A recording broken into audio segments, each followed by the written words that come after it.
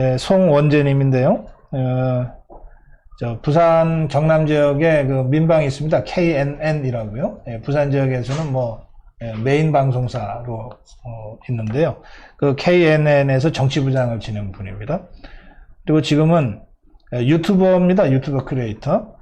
뉴코리아 TV 대표 송원재님 모시겠습니다. 어서 오세요. 반갑습니다. 예. 저하고 한 몇 번 뵌 적이 있죠? 예. 인터뷰도 여러 번 했고. 네, 반갑습니다. 제가 KNN 내려가서 토론할 때. 토론도 하셨고. 예, 그러셨군요. 예. 그때는 머리가 이렇게 안 그랬던 것 같은데. 가발을 썼었는데 유튜브 하면서 본 모습을 보여주는 게. 그래요? 예. 그, 뉴코리아 TV입니까? 예, 뉴코리아 TV로 해서 송원재 정치톡이라고 해서. 그러면 뉴코리아 TV를 쳐야 됩니까? 송원재를 쳐야 됩니까? 송원재 정치톡으로 치시면. 그냥 송원재를 치는 게 더 빠르겠네요? 예. 예.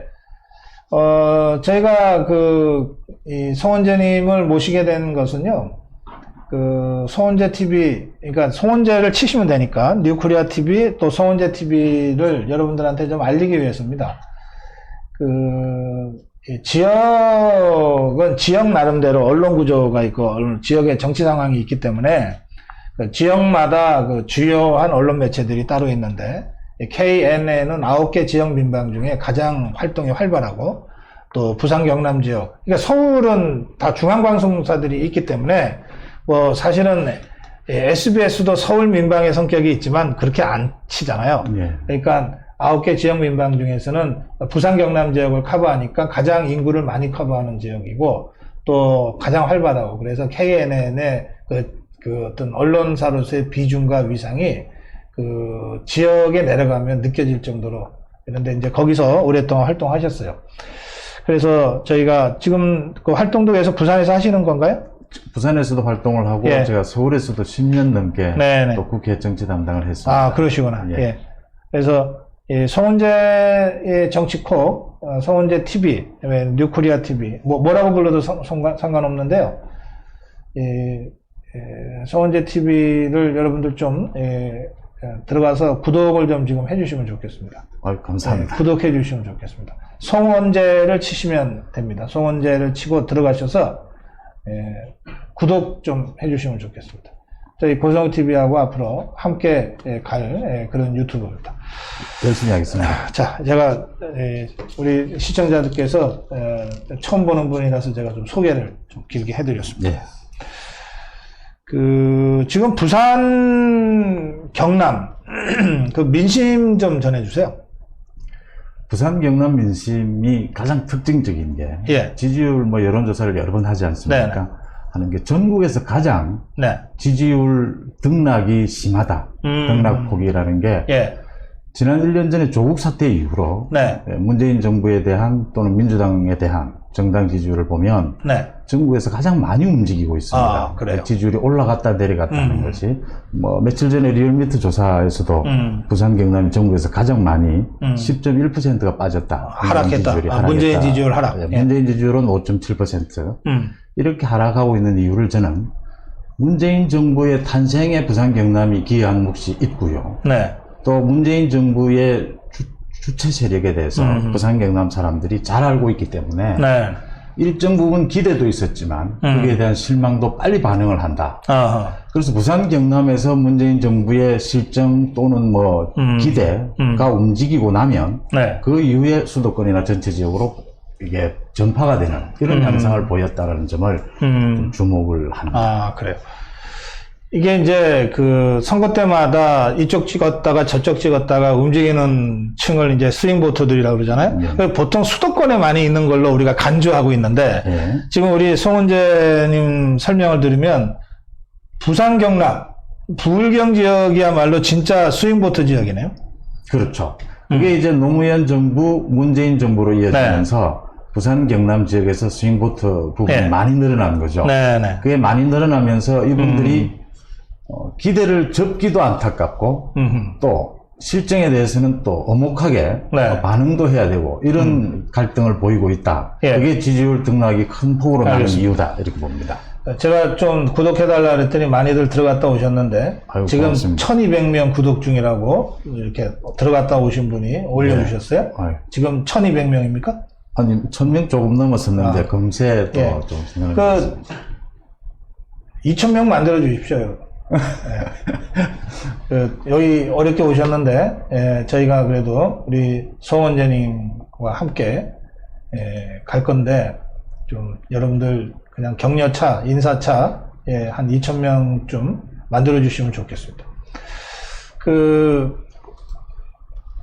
부산 경남이 사실은 이제 우리 자유파의 고정 지지 기반이다라고 그동안 간주되어 왔는데 대구 경북은 아직도 뭐 그런 것 같아요.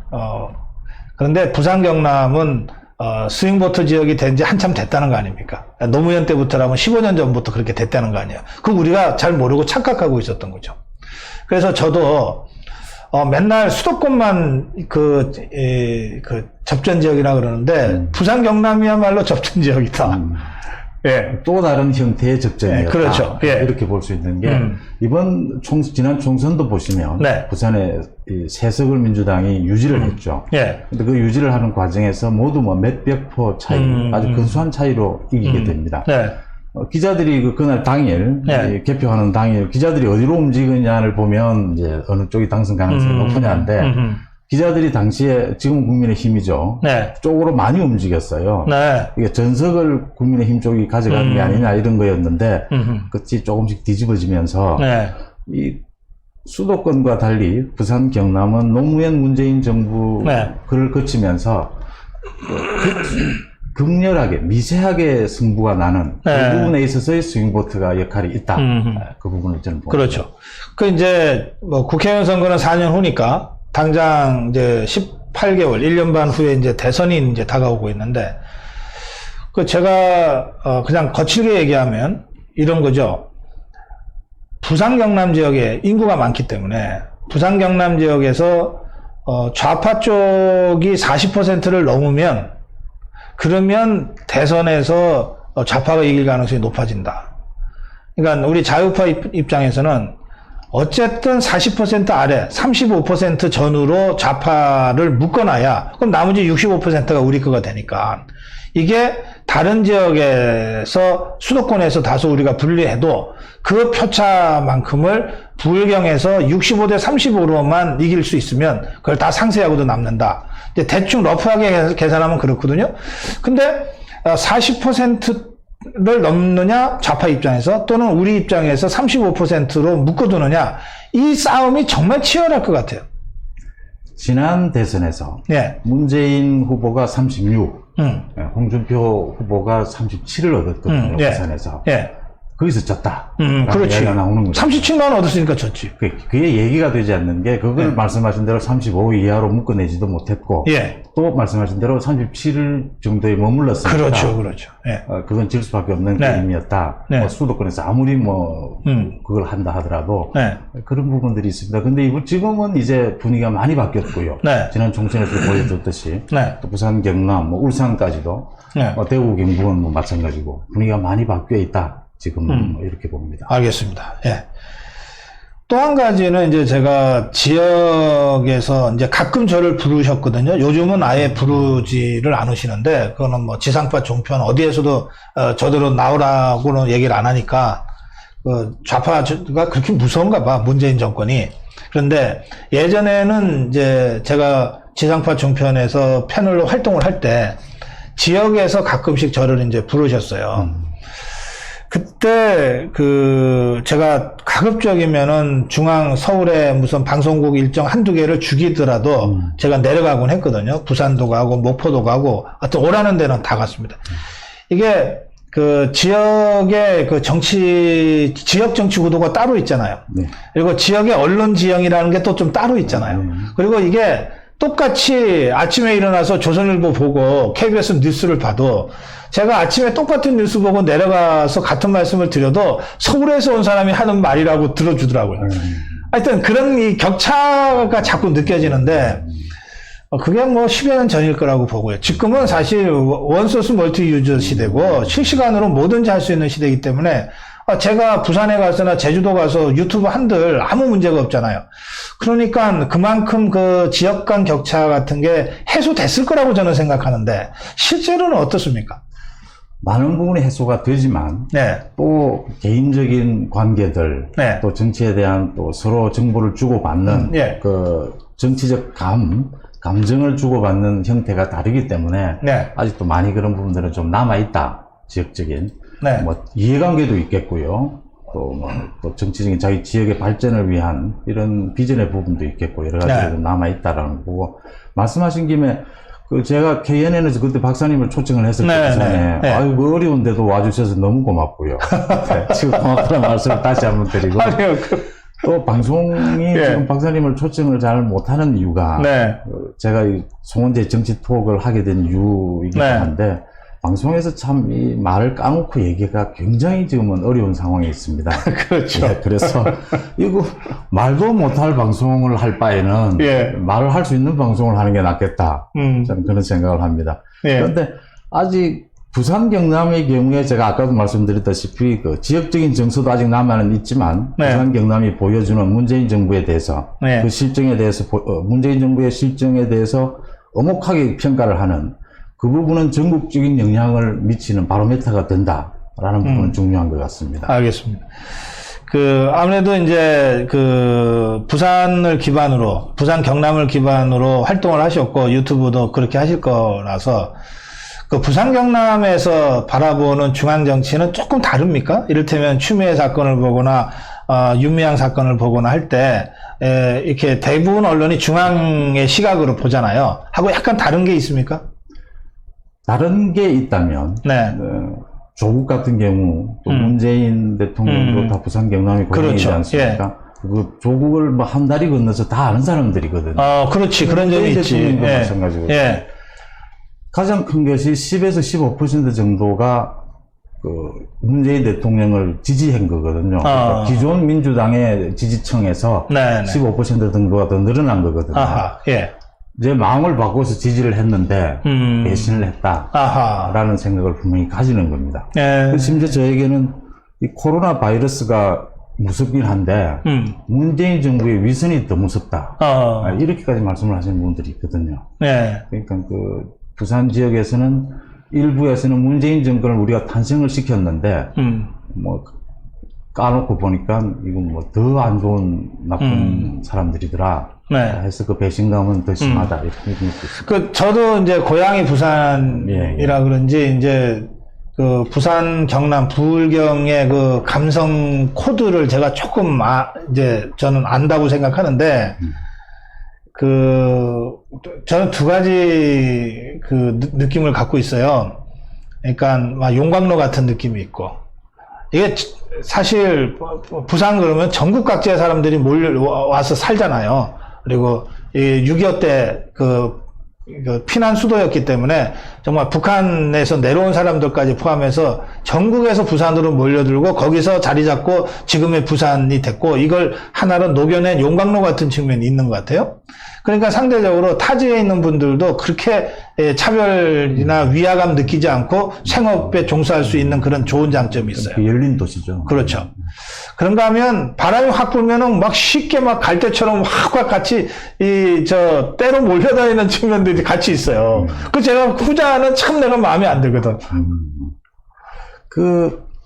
그런 부분이 좀 있는 부분 있었고요. 예. 또 있었는데 이번 이제 노무현 문재인 학습 효과라고 해야 됩니까? 예. 이제 하면서 저는 지난 총선을 유심히 바라보면서 네. 부산 경남에 보면서 이제 많은 분들이 이제 정확한 좀 판단을 이제 정착해야 될 시기가 됐거든요. 네네. 노무현 문재인으로 이어지는 저 정부에 대해서 우리가 어떻게 바라봐야 되는가? 이 지역 발전을 위해서나 뭐 지역 정서를 위해서나 여러 가지로 그런 부분들이 좀 안정화되어 가고 있다. 이런 느낌을 받습니다. 알겠습니다. 시간이 다 돼서 제가 오늘 마지막으로 한 말씀만 더 질문 드리고 싶은데요. 여러분들 한 1, 2분만 더 하겠습니다. 우리 송원재 유튜버, 송원재 TV에 구독 좀 해주십시오. 지금 몇 명이나 구독됐는지 좀 알려주시고요, 저한테. 방송 끝나기 전에 2,000명은 됐으면 좋겠는데, 1,400명이라고요? 네, 조금 더 해주시면 좋겠습니다. 네. 어제 오늘 부산시장 선거 관련해서 기사가 자꾸 났는데, 오늘 또 MBN에서 아까 댓글 보니까 박형준이가 출마한다고 MBN에서 보도를 했다 그러고, 또 서병수가 출마한다고 MBN에서 보도했다 그럽니다. 제가 주말에 갔다 왔는데, 주말에 가서는 제가 이진복 후보, 이현주 후보를 만나고 방송도 같이 하고 왔습니다. 열심히 하고 있더라고요. 출마야 각자 알아서 하는 것이니까, 출마 자체를 제한할 수는 없으나, 그것도 사람 나름이고, 좀 정치 상황 나름이지 하는 생각이 들고요. 그런데 더 심각한 것은, 국민의힘 쪽에서 전략공천 얘기가 지금 나오고 있다는 거예요. 그 부산시장 전략공천? 고만고만한 사람들만 있으면 경선시키겠는데, 그 중에 좀 월등한 사람이 있으면 굳이 경선할 필요 있냐? 외부에서 또 영입할 수도 있지 않냐? 이런 얘기들이 나오면서 전략공천 이야기가 나오고 있는데, 이 문제는 어떻게 봐야 될 것 같습니까? 일단 부산은 그 오거돈 전 시장의 네. 성추행 의혹으로 네. 보궐선거가 열리니까 국민의힘이 유리한 입장에 있는 건 사실인 것 같고요. 네. 국민의힘 쪽에서의 그 후보 문제는 네. 가장 큰 변수는 김세연 그다음에 전 시장의 어떤 서병수 전 시장이 네. 가장 큰 변수였습니다. 그런데 그 김세연 전 의원은 이제 출마하지 않겠다고 했고요. 네. 그 자신의 기업이 걸리고 하는 부분이 있으니까요. 그럼 서병수 전 시장은 출마를 하지 않는 걸로 네. 본인도 여러 차례 이야기를 했고 저도 그렇게 들었습니다. 예. 그런데 이제 아마 하기 어렵지 않겠느냐. 저는 그렇게 봅니다만 예. 이미 여러 서병수 전 시장과 가까운 조직들도 다른 조직으로 이미 많이 이동도 했고. 아니, 그 출마 자체가 정말 이거는 자유파 입장에서는 네, 좀 용납할 수 없는 일이에요. 보세요. 지금 부산 진갑입니까? 그 지역구 김영춘이랑 해서 이겼는데 공천 신청도 안 하고 있는데 김영호가 당신밖에 없다고 갑자기 연락 와서 전략공천 줘서 간 거 아니에요. 그러면 그 지역에 준비한 사람들이 없습니까? 있습니다. 있잖아요. 그것도 한두 명이 아니에요.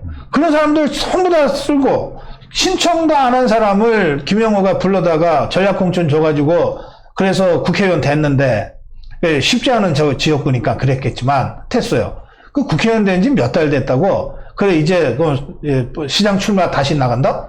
그러면 그 지역은 보궐선거 해야 되는데 그럼 보궐선거 하면 김영춘이 좋다고 다시 내려올 텐데 그러면 이길 자신은 있고 이런 모든 문제가 다 지금 얽히게 되어 있거든요. 그런 상태에서 저는 서병수 의원이 여러 사정을 감안해서 출마 안 한다라고 얘기를 해왔던 걸로 제가 알고 있어요. 예, 예. 그리고 그 판단은 합리적이죠. 그렇죠. 그런데 무슨 근거로 특정 언론이 출마한다고 보도를 해버리면 이건 무슨 서병수가 에드벌룬 띄운 건지 이거 조사해야 되는 거 아니에요.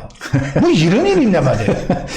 그래서 추가로 더 말씀을 드리면 이제 김세연, 서병수가 지지율이 많이 나오거든요. 네네. 그럼 이분들이 이제 출마가 정리되고 나면 말씀하신 대로 이제 이현주 전 의원이나 이진복 전 의원들에게 그 표가 몰릴 거란 말씀입니다. 그러겠죠. 그러면 지금 국민의힘에서 나오는 단수 공천 후보, 고만고만한 후보들이니까 지금 이렇게 볼 수는 없다.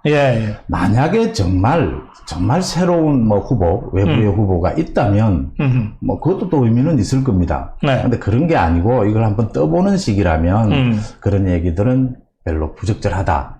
저는 그렇게 봅니다. 그리고 하나 더 추가적으로 말씀을 드리면 우리 경남 지역에 가면 또 많은 분들이 도대체 김경수 재판은 언제 끝나냐라고 저에게 많이 묻습니다. 아, 그래요? 예. 선거법 위반도 있거든요. 김경수 재판의 혐의에. 업무방해도 있고 선거법 재판, 선거법 위반. 선거법 위반으로 걸린 분이 자치단체장이 돼서 이게 잘못하면은 임기를 다 채우는 일이 생긴다는 겁니다. 그렇죠. 지금 보시면 11월 달에 2심 이제 선고 공판이 있으면요. 그다음 또 대법원으로 넘어가게 될 테고 그러면 내년 말 내년 흘러가게 되면 임기 다 채우는 이런 어처구니 없는 일이 벌어진다. 임기만 다 채울 뿐 아니라 제가 이번에 부산도 갔다 오고 경남도 갔다 왔는데 경남 몇 분이 그러시더라고. 임기만 다 채울 뿐 아니라 좌파들은 김경수를 다시 2년 후 지방선거에서 경남지사로 내지 않으면 진짜 사람이 없어서 질 수밖에 없어서 무슨 수를 써서라도 김경수를 다시 출마시킬 거다. 이렇게들 다 예측하시더라고요. 그래서 정말 이것만은 좀 바로잡아줘야 된다. 2심, 1심은 5개월 만에 끝이 났습니다. 아, 예. 자, 2심은 지금 1년 6개월을 가고 있습니다. 다음 달에 선고가 하면 1년 7개월째 하는 겁니다. 이런 전례도 없었고, 예. 예. 뭐, 이런 말까지 합니다. 심지어, 아시다시피 부산 경남 사람들은 성질이 급하니까요. 네. 봐줄 거면 빨리 봐주지. 뭐 이런 얘기까지를 합니다. 예. 그래요. 송은재 님이 아주 말씀을 아주 시원시원하게 하시네. 예, 가끔 저희 방송에도 나오시고 이렇게 좀 같이 손잡고 갔으면 좋겠습니다. 고맙습니다. 예, 우리 시청자께 마무리 인사 말씀 좀 해주시면 좋겠네요. 예. 예, 제가 송은재 정치톡 시작을 했습니다. 뭐 다른 여러 가지 말보다도 앞으로 문재인 정부의 실정 부분만은 정말 그동안 제가 방송사에 한 30년 있으면서도 하지 못했던 말들 쏙 시원하게 정말 한번 실정의 부분 그걸 앞으로 어떻게 해결해 가야 될 건가를 좀 말씀을 여러분과 드리고 많은 대화를 나누는 그런 시간을 갖도록 하겠습니다. 오늘 네. 고맙습니다. 예, 고맙습니다. 자.